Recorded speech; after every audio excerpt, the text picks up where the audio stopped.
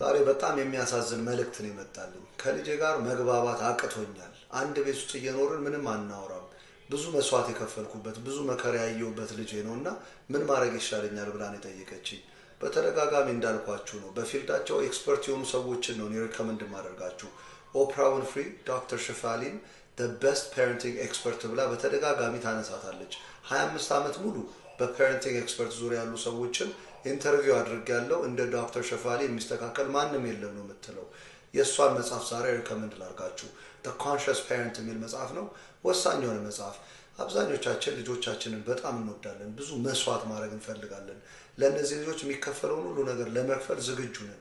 ትልቁና ዋናው ቁም ነገር ግን መጽሐፍ ሀሳብ ጥናቶችን እያነበብን እኛ ለነሱ ብቁ የሆኑ ወላጆች መሆን ነው እንጂ መስዋዕቶቹ የምናስበው የምንመኛቸው ነገሮች ሁሉ ትርጉም አልባ ነው የሚሆኑት። ልጆቻችሁን እንደ ሸክላ ጠፍጥፋችሁ ቅርጽ ለማስያዝ የምትሞክሩ ከሆነ፣ እንደ ሮቦት ፕሮግራም አድርጋችሁ ራን ለማድረግ የምትሞክሩ ከሆነ፣ እንደ አሻንጉሊት ያስቀመጣችኋቸው ቦታ የምታገኟቸው ቁሶች አይደሉም።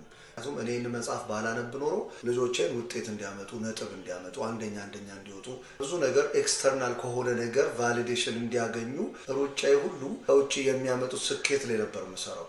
ለልጆቻቸው አንኮንዲሽናል የሆነ ፍቅር ስጧቸው። ከበራቸው እንደወጡ ሁሉም ሰው በኮንዲሽን ነው የሚወዳቸው፣ በኮንዲሽን ነው የሚቀበላቸው። የእናንተ ኃላፊነት አንኮንዲሽናል እየወደዳችሁ መስመሮችን፣ መንገዶችን፣ መፍትሄዎችን ለማሳየት መሞከር ነው። ፍቅራችሁ ግን በጭራሽ በኮንዲሽን መሆን የለበትም። ዋናው ቁም ነገር በማንነታቸው እናንተ እንደምትወዷቸው፣ እናንተ እንደምትቀበሏቸው አሳምናችሁ ማሳደግ ከቻላችሁ የፈለገ አይነት ስቴጅ ውስጥ ቢገቡ፣ የፈለገ አይነት ፌዝ ውስጥ ቢገቡ ከእናንተ መራቅ አይፈልጉም፣ ከእናንተ መሸሽ አይፈልጉም። ብዙ ነገሮቻቸውን ወዲያው ሼር ባያደርጓችሁ አንኮንዲሽናሊ እንደምትወዷቸው የምታሳዩቸው ከሆነ የፈለገ ጊዜ ፍጅ እንጂ ተመልሰው እናንተው ጋር ይመጣሉ።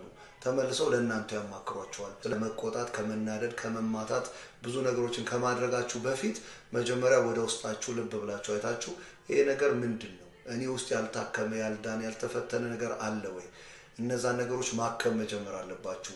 ላሉበት ለልጆቻችሁ ላሉበት ሲቹዌሽን፣ ላሉበት ሁኔታና ገጠመኞች ብቁ የሆነ ወላጅ ነው መሆን ያለባችሁ።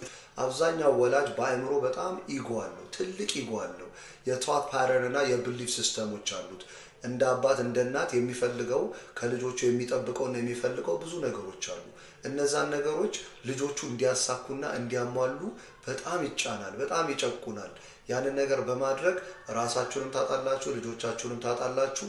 ሞስት ፕሮባብሊ ልጆቻችሁም ራሳቸውን ሳይሆኑ ሊኖሩ ይችላሉ። ስለዚህ ልጆቻችሁ የእናንተ ያልተሳካና የምታልሙትን ነገር የማሳካት ኃላፊነትም ግዴታም የለባቸውም። ልጆቻችሁን አንኮንዲሽናሊ ውደዷቸው።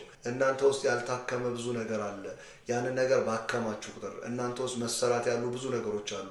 እነዛ ነገሮች ላይ በሰራችሁ ቁጥር ብቁና ንቁ የሆኑ ወላጆች ሆናችሁ ለልጆቻችሁ የሚመጥን ደስተኛ የሆነ ሪሌሽንሽፕ ኖሯችሁ፣ ደስተኛ የሆነ ግንኙነት ኖሯችሁ እነሱም እናንተም ህይወትን ማጣጣም ትችላላችሁ ብላ The Conscious Parent በሚለው መጽሐፏ ቆንጆ አድርጋ ጽፋልናለች። ሆፕፉሊ ነገር ይጠቅማችኋል ብዬ አስባለሁ።